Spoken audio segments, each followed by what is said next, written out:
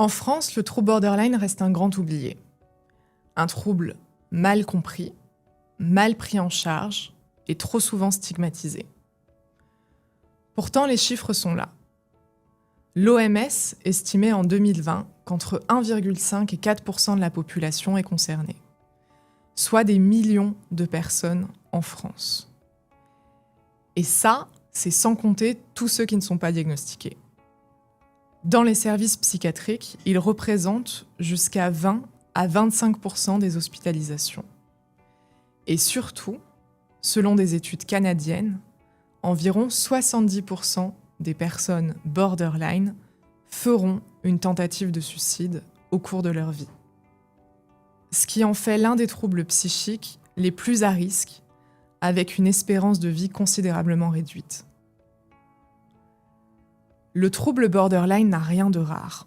Il est fréquent, il remplit les hôpitaux et les urgences.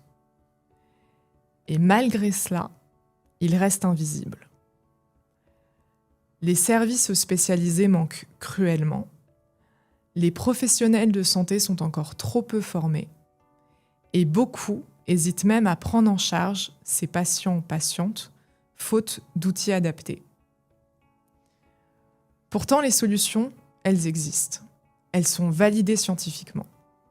Certaines thérapies, comme la thérapie dialectique, la thérapie par la mentalisation ou la thérapie des modes et des schémas, ont prouvé leur efficacité, avec un taux de réémission très encourageant.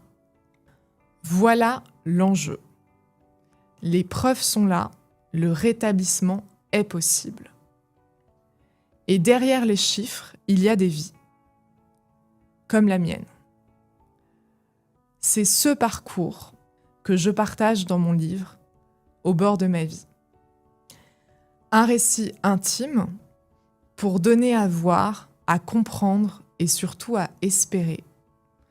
Un livre brut, nécessaire sur ce que ça signifie de vivre avec un trouble borderline par une personne qui est directement concernée.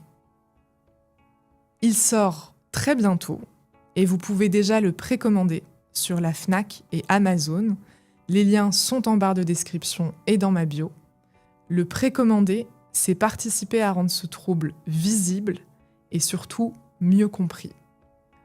Au bord de ma vie ne prendra tout son sens qu'à travers vous. Et la suite de l'histoire, c'est vous qui l'écrivez.